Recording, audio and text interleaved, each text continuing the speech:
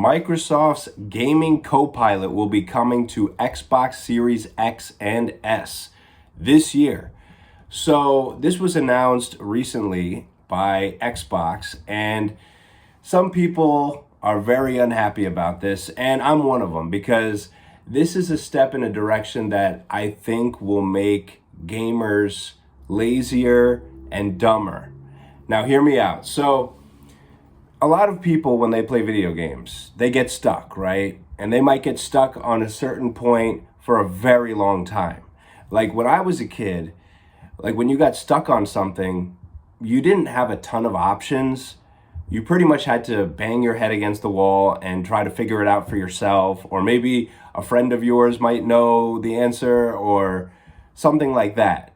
They did have gaming guides, but this was before I had access to the internet or anything. So, it's like I didn't have money to buy a gaming guide or anything like that. So it really was just, hey, figure it out on your own or you're not going to finish this video game. And I think that's a good thing because it kind of fine tunes your problem solving skills. That's one of the great things about video games, and why I think video games are a better form of entertainment than just sitting and staring at a TV screen or looking at social media or any other type of passive entertainment. Video games, you're actively involved. You are participating in what's going on here. You have to use your brain to figure stuff out. And some games are really complicated, like especially these days when you could try different builds and mix and match certain skills, and there's a lot of skill expression and a lot of creativity you can put into video games these days.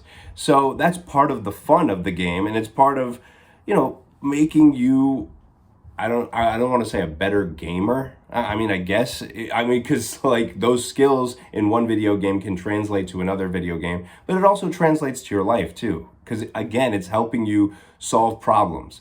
Yes, in a game setting, you're solving the problems, but it can help you in real life, believe me. Anybody who's been playing video games for a long time, they would probably say the same thing.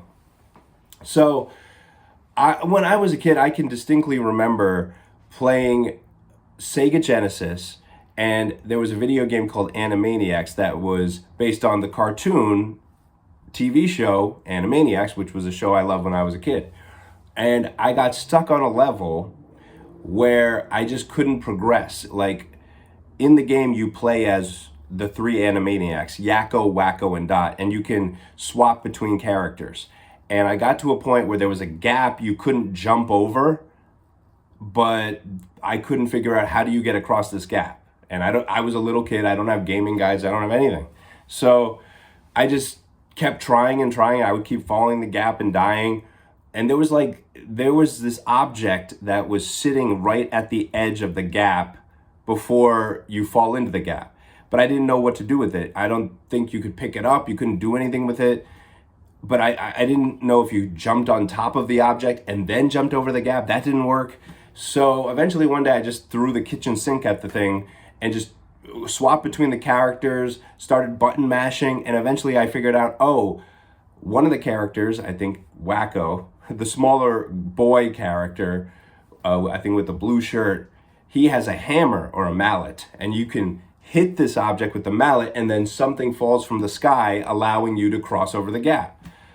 And that took, I don't know how long for me to figure that out. How many tries, how many days or weeks or months playing that level.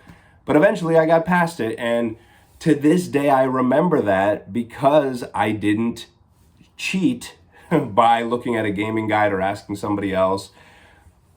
Well, if this gaming Copilot thing, which is going to be coming to Xbox Series X and S, if this was around back then, I could have just asked this gaming Copilot, hey, how do I get across this gap? And they would immediately give me the answer, and that would have saved me a lot of time, but it wouldn't help me as a person because I wouldn't have that memory to this day. And that memory has taught me in life, if at first you don't succeed, try again, right? That's a lesson that you should learn. It shouldn't be if at first you don't succeed, find the answer somewhere else, get the answer from somebody, and let them, just hand you the answer. And that's what Gaming Copilot is gonna be. I mean, it's basically there. It's optional, obviously. You don't have to use it, but for people who are lazy and they're stuck in a particular video game, and people have jobs and school and responsibilities and other things they need to do, so maybe they just want to play their games and get through it as quickly as possible without getting stuck. And that's one way to play video games. I mean, I'm not in any position to tell somebody how they should play their games, but I'm just saying one of the greatest things about video games is it forces you to think.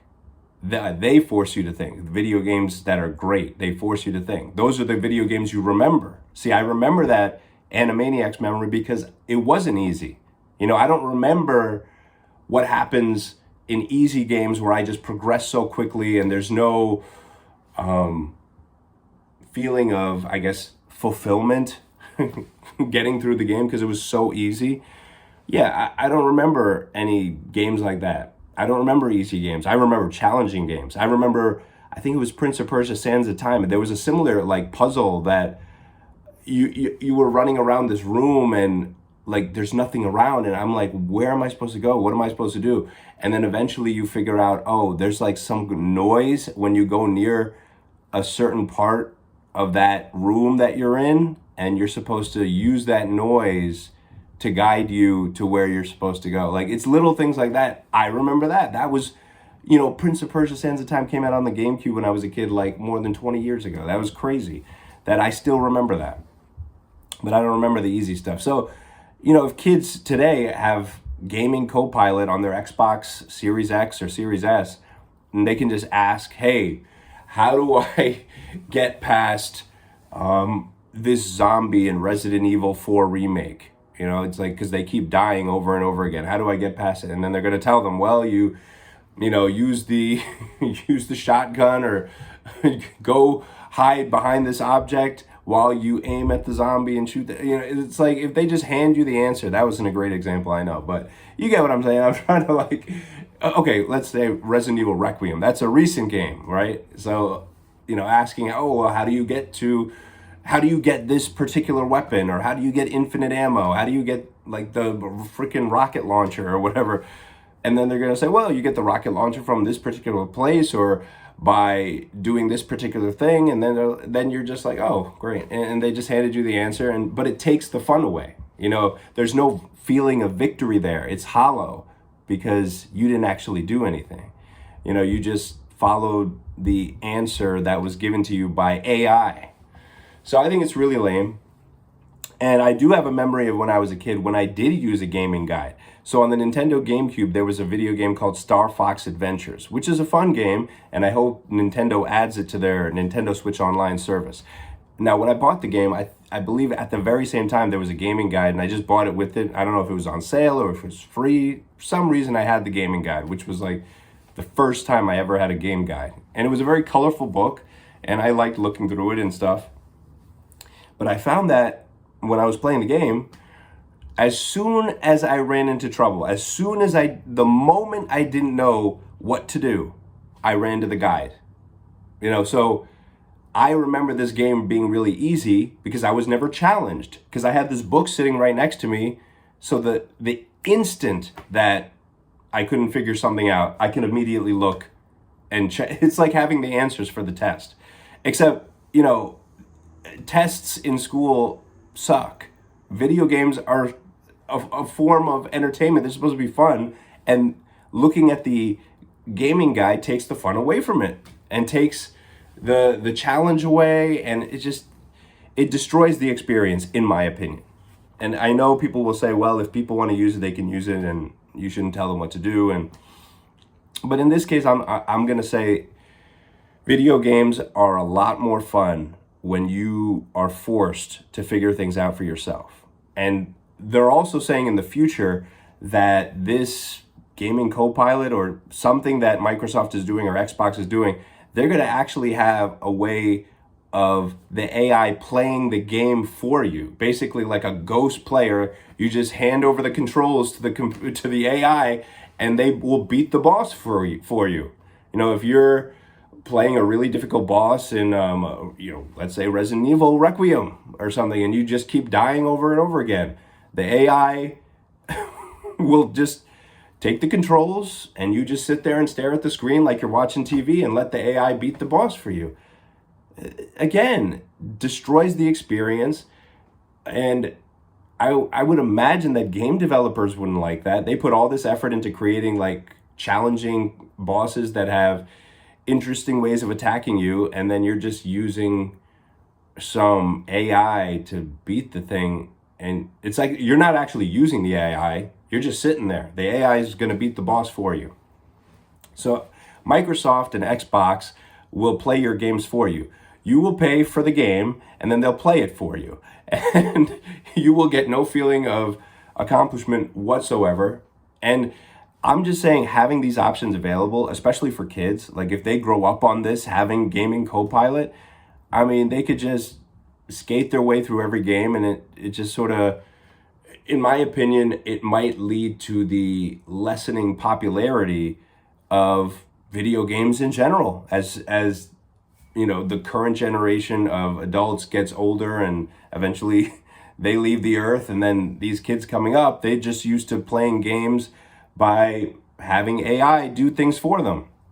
And when you're buying a $70 game and letting AI beat the boss for you, it's like, why would you even buy video games anymore at that point? Already, free games are more popular with kids than paid games. Kids love Roblox. Kids love Fortnite. And part of the reason is because they're free. And, in those games, it's like it makes sense to play those games however which way you want. They're free. But if you're buying a $70 game, why would you use AI to win the game? I mean, it sounds like you're just wasting your money at that point, which is why, in my opinion, it would just lead to the eventual downfall in sales for expensive video games, because part of the experience is playing the game, right? Not letting some ghost player created by Microsoft play the game for you.